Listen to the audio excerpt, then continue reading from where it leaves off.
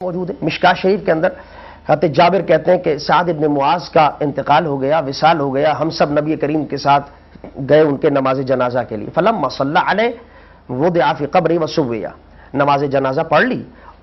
نماز جنازہ جو طریقہ کار ہوتا ہے تجہیز کا، تکفین کا، بہت پیارے جلیل القدر صحابی تھے سعد ابن معاذ. حضور نے ان کی نماز جنازہ پڑھائی، سب صحابہ نے پڑھی. اس کے بعد کیا ہوا، ان کو قبر میں رکھا گیا، مٹی برابر کر دی گئی. اب سننے والی بات ہے، سرکار واپس نہیں آئے، بلکہ حدیث میں آتا سرکار وہاں کھڑے ہو گئے. سبح رسول اللہ صلی اللہ علیہ وسلم، حضور نے تسبیح پڑھنی شروع کر دی. اللہ سبحان اللہ سبحان اللہ سبحان اللہ سبحان اللہ، اللہ پاک ہے، اللہ پاک ہے، پڑھتے جا رہے. صحابہ کہتے ہیں ہم حبیب کو دیکھتے جا رہے تھے، فسبحنا طویلا، ہم نے بھی سبحان اللہ پڑھنا شروع کر دیا. ہم بھی سبحان اللہ تسبیح پڑھتے رہے حبیب کے نقش قدم پر. جو سرکار کرتے گئے ہم بھی کرتے گئے، بات ختم نہیں ہوئی. فکبر رسول اللہ، تسبیح جو ہی ختم کی کافی دیر تک سرکار نے پھر تکبیر پڑھنی شروع کر دی. اللہ اکبر اللہ اکبر اللہ اکبر. صحابہ کہتے ہیں ہم نے اپنے حبیب کو دیکھا، اپنے نبی کو دیکھا اقتداء میں، فکبرنا طویل، ہم نے بھی اللہ اکبر اللہ اکبر اللہ اکبر پڑھنی شروع کر دی. پڑھتے رہے، کام ہوتا رہا. جب بات ختم ہو گئی، حضور نے تسبیح اور تکبیر سے فارغ ہو گئے. اب ہم نے سوال کر ڈالا، لما سبحت ثم کبرت یا رسول اللہ، حضور حکمت کیا، وجہ کیا؟ اب یہ میرے لیے اور آپ کے لیے سوال تھا ان کا کہ قیامت تک آنے والے امتی اب اس میسج کو سمجھ لیں. سرکار سے سوال کیا جا رہا، حضور یہ آپ نے اتنی دیر تک کھڑے ہو کے تسبیح، اتنی دیر تک تکبیر پڑھتے رہے، حضور وجہ کیا، حکمت کیا، واٹ از دا ریزن، اس کا سبب کیا ہے، اس میں حکمت کیا ہے؟ تو میرے حبیب نے کیا جواب دیا؟ سرکار نے فرمایا لقد تضايق على هذا العبد الصالح قبره حتى فرجه الله عنه. سبحان اللہ. میرے حبیب نے فرمایا اس نیک بندے پر قبر تنگ ہو گئی تھی، اس نیک بندے پر دختہ قبر ہو رہا تھا، قبر اس کو دبا رہی تھی.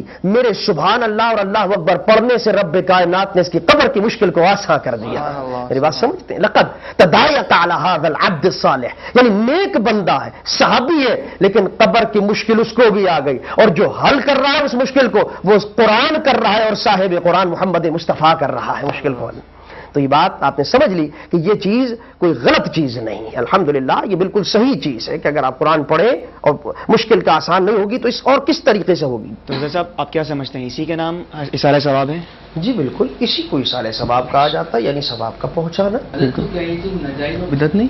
دیکھیں میں نے ابھی آپ کو سمجھائی یہ بات ساری، جو حدیث پاک آپ کے سامنے پیش کی کہ ٹہنیاں پڑھ رہی ہیں اور ان کی تسبیح سے اللہ بخشش کر رہا ہے.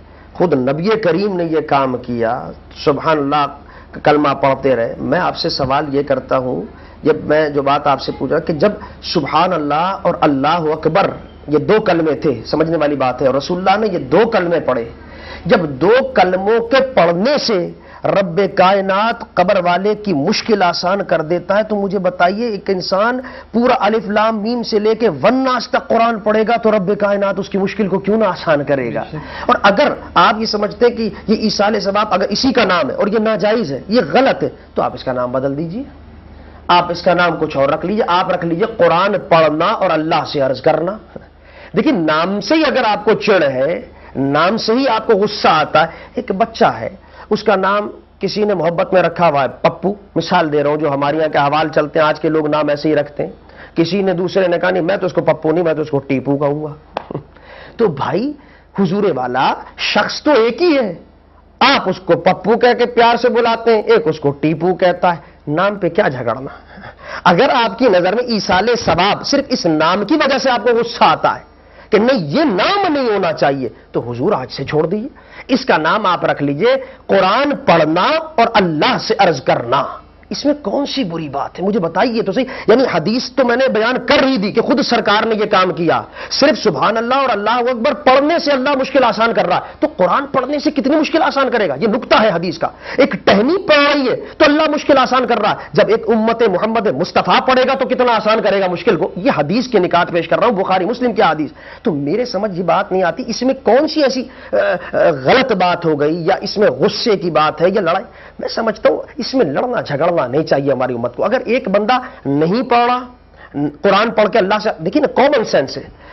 کامن سینس کیا ہے؟ حدیثیں تو ہیں لیکن عقل بھی تسلیم کرتی مولا کلام بھی تیرا، بندہ بھی تیرا، بخشنا بھی کام تیرا، ہمارا کام تو عرض کرنا ہے.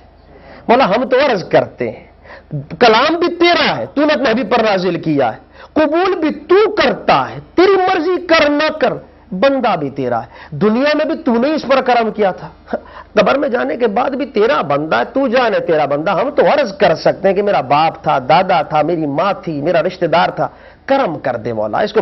تو کیا عقل اس کو منع کرتی؟ یہ کوئی بدعت ہوگی؟ یہ کوئی ناجائز ہوگا؟ کوئی اس میں شرک والی بات ہے؟ کیا بات ہے؟ ایسی کوئی بات نہیں۔ لیکن ہاں میں کہنا چاہوں گا کہ اس پر تشدد نہ کیا جائے، لڑا نہ جائے۔ اگر کوئی آدمی نہیں کر رہا، قرآن نہیں پڑھ رہا، وہ قرآن پڑھ کے اللہ سے عرض نہیں کرنا چاہتا، میں نے نام بدل دیا، اس کا نام ایصال ثواب نہیں رکھتے، اب یہ نام رکھتے ہیں قرآن پڑھنا اور اللہ سے عرض کرنا۔ تو اگر کوئی نہیں چاہتا قرآن پڑھنا اور اللہ سے عرض کرنا تو بھائی مرضی، اس کو کیوں ضد کرتے ہو کہ نہیں تو کافر ہو گیا، تو کر یہ کام ورنہ تو اسلام سے نکل گیا، اور جو کرتا ہے وہ اس کے پیچھے پڑ جاتے ہیں، تو نے کیوں کیا؟ اس میں کوئی لڑنے کی بات نہیں ہے، جھگڑنے کی بات نہیں، مرضی ہے۔